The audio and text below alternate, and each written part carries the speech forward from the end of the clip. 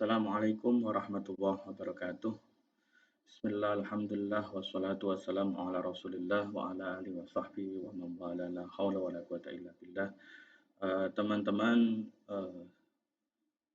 hari ini kita akan belajar tentang hukum-hukum dalam Islam, terutama dalam pembagiannya. Jika selama ini kita hanya mengenal hukum itu hukum yang taklifi saja. Jadi kita kalau ditanya bagaimana hukumnya, maka kemudian jawaban kita hanya haram dan halal dan lain sebagainya.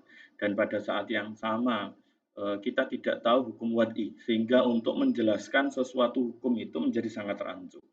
Maka pada saat ini, pada hari ini kita akan belajar tentang hukum-hukum dalam Islam.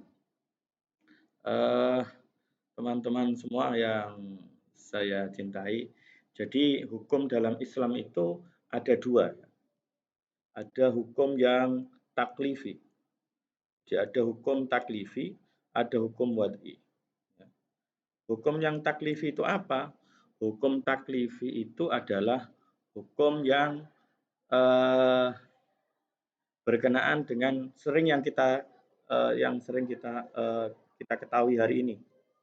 Jadi kita sering tahu hukum taklifi ini, yang sering kita tahu hari ini adalah hukum taklifi ini. Ya, hukum taklifi ini. Yang sering kita bicarakan hari ini adalah hukum taklifi. Sedangkan hukum wad'i ini yang sebenarnya juga harus kita tahu bahwa hukum itu ada hukum wad'i. Kita juga akan belajar tentang apa itu mahkum fih, ya. Apa itu mahkum fi dan apa itu mahkum alaih. Juga tentang perbedaan-perbedaan madhab ketika kita menghadapi madhab, perbedaan madhab.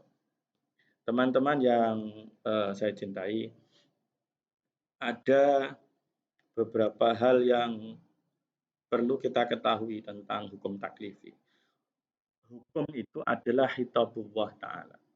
Jadi hukum itu sebenarnya adalah perintah Allah Ta'ala, ya, yang berkaitan dengan af'al mukallafin, bi af'alil mukallifin. Jadi tentang perbuatan-perbuatan orang mukallaf. Orang mukallaf itu ya orang yang baligh, orang yang akil, orang yang tamyiz. Baligh itu ya nyampai usia dewasa, akil itu mempunyai akal, dan tamyiz itu bisa membedakan perbuatan itu baik atau buruk. Dan itu berkaitan dengan apa yang sering kita lakukan. Baik itu yang diperintah oleh Allah, jadi yang diperintahkan oleh Allah, yang berarti kewajiban. Nah, kewajiban itu ada dua nanti. Kita yang diperintah oleh Allah untuk melakukan itu ada dua. Nanti munculnya adalah hukum itu wajib. Perintah yang jika kita lakukan, kita mendapatkan pahala. Tapi jika kita meninggalkan, maka kita mendapatkan dosa. Lah nanti juga di sini ada hukum sunnah. Jadi ada hukum sunnah nanti. Jadi ada hukum sunnah.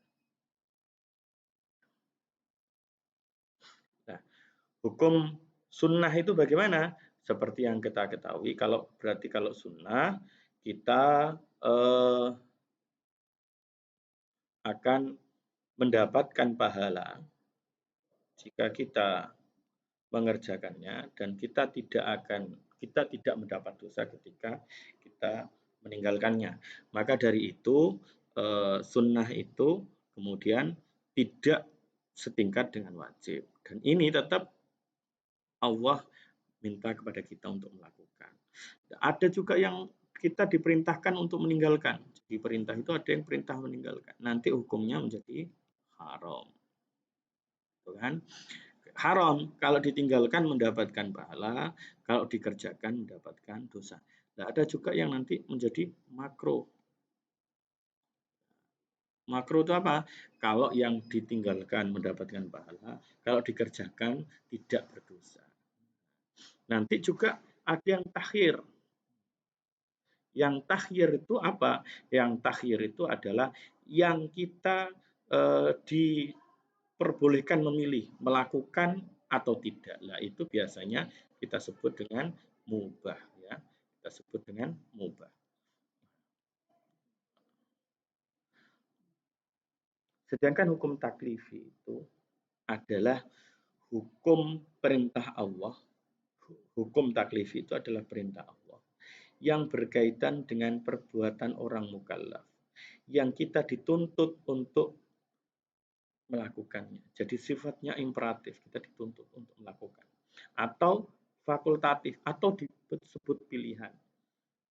Gitu ya. Nah, ini hukum taklifi yang kita ketahui akhirnya jadi ini wajib, sunnah, kemudian haram, makruh, dan mubah. Ini hukum macam-macam hukum taklifi. Karena kita diperintah, dipaksa untuk melakukan, maka hukumnya wajib. Dipaksa untuk meninggalkan, maka hukumnya haram. Kita dipaksa untuk melakukan, misalnya sunnah, tapi pemaksaannya berbeda tingkatan. Kemudian hukum wad'i. Hukum wad'i itu adalah hukum yang berkaitan dengan perbuatan mukallaf. Ya, ini tetap berkaitan dengan hukum perbuatan mukallaf. Oke. Ini tetap berkaitan dengan hukum perbuatan mukallaf. Yang berkaitan dengan sebab dan akibat. Syarat, mani, sah dan batal. Sekaligus azimah dan rukhsah. Jadi, kalau hukum wad'i itu ada sebab, ada syarat, ada mani, ada sah dan batal, ada rukhsah. Makanya hukumnya bagaimana? Sah. Hukumnya bagaimana? Batal. Hukum bukan hanya tingkatannya haram dan begitu. Ada rukhsah dan azimah, ada sebab dan akibat, ada syarat gitu ya. Contohnya bagaimana ini? Sebab. Sebab waktu. Sebab yang berkaitan dengan waktu. Oke. Sebab yang berkaitan dengan waktu bagaimana? Sebab yang berkaitan waktu misalnya begini. Masuknya waktu sholat yang dijadikan syari atau Allah menjadi sebab untuk melakukan kewajiban. Ada yang sebab maknawi, seperti mabuk itu menjadi penyebab untuk keharaman khamr. Jadi sebab itu adalah sesuatu yang menjadi alasan bagi kita untuk melakukan kewajiban dan juga menjadi sebab maknawi untuk misalnya munculnya hukum-hukum yang lain. Misalnya begini, penyebab haramnya khamr itu adalah karena bisa menyebabkan mabuk. Nah, kalau sebab ini hilang, maka hukumnya berubah. Oke. Kemudian ada yang disebut syarat. Misalnya gini, syarat sahnya akad nikah adalah dihadiri oleh 2 orang saksi. Nah, ini syarat. Dalam hukum kita ada yang syarat begini. Nah, ada juga misalnya kenapa kok bisa terjadi talak? Karena mereka punya ikatan perkawinan. Lah tidak bisa ada terjadi hukum talak. Talak itu terjadi, talak itu jatuh kalau mereka sebenarnya tidak nikah. Makanya seperti itu. Nah, selanjutnya adalah mani. Mani itu pencegah. Pencegah. Misalnya begini. Syarat rukunnya itu sudah terpenuhi. Orang sudah wudhu, sudah terpenuhi semua syarat rukunnya sholat. Tapi dia tercegah untuk menjalankan sholat karena adanya haid. Karena dia haidhah, maka dia tidak wajib sholat. Nah, ini namanya mani. Terus selanjutnya adalah sah dan batal. Jadi perbuatan mukallaf yang memenuhi syarat dan rukun serta tata cara yang ditetapkan secara syari', maka itu sah. Sedangkan perbuatan mukallaf yang tidak memenuhi syarat dan pun, maka ditetapkan sebagai perbuatan yang batal. Nah, ini pentingnya kita mengetahui perbuatan-perbuatan kita dengan keilmuan, sehingga pentingnya ngaji ya seperti ini. Terus kemudian ada rukhsah dan azimah. Nah, kalau dalam kaidah hukum itu bisa disebut kalau azimah itu hukum asal. Kalau rukhsah itu adalah pengecualian. Jadi lex spesialisnya. Misalnya rukhsah itu orang melakukan perjalanan yang menghalalkan dia, yang menyebabkan dia boleh untuk mengqashar sholat atau boleh untuk membatalkan puasanya. Maka kita tidak boleh kemudian memaksa orang itu untuk berpuasa atau sholat sebagaimana biasanya, karena Allah sendiri yang menetapkan rukhsah itu. Jadi begitu. Kemudian ada mahkum fih dan mahkum alaih. Kalau mahkum fih itu lebih pada perbuatan mukallafnya. Jadi perbuatan yang dihukumi itu. Misalnya sholatnya sah atau batal. Misalnya saja khomer itu menjadi minum khomer, maka dan lain sebagainya itu. Lah, orang yang meminum khomer itu mahkum alaih. Dia kena hukum. Yang dibebani hukum. Maka sering disebut dengan istilah mukallaf, yaitu sebagai subjek hukumnya. Itu. Dan yang terakhir, etika perbedaan madhabnya adalah perbedaan madhab itu harus dilihat dalam kacamata keilmuan.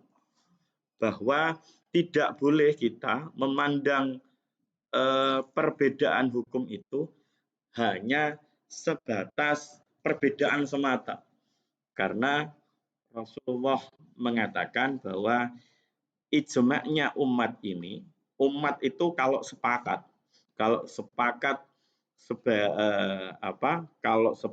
dalam satu hal itu menjadi hujjah. Sedangkan perbedaan umat ini itu adalah rahmat. Jadi maka perbedaan itu ya biasa-biasa saja. Bisa terjadi karena perbedaan dalam memahami Al-Quran. Karena begitu kayanya uslub Al-Quran, maka bisa saja dari satu ayat orang menafsirkan berbeda.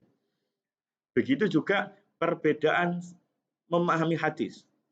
Karena begitu banyaknya hadis, begitu banyak kejadian yang terjadi pada zaman Rasulullah, bisa saja orang itu, mujtahid itu kemudian menetapkan hukum yang berbeda, ya karena memang perbedaan pemahaman mereka atas sunnah Rasulullah. Atau perbedaan cara menafsirkan ra'yu mereka. Jadi ada perbedaan menafsirkan sesuatu. Ada perbedaan intelektualitas. Nah, sebab itu maka kemudian perbedaan ini harus kita pahami dalam sisi keilmuan. Artinya apa? Bahwa perbedaan itu adalah sesuatu yang biasa saja dan menjadi sesuatu yang sederhana, membahas sesuatu yang penuh rahmat, menjadi sesuatu yang menjadi sunnatullah, menjadi sebuah sebuah perbedaan itu ya kita harus anggap sebagai sebuah perbuatan yang biasa-biasa saja, biasa terjadi dan itu memang kehendak Allah.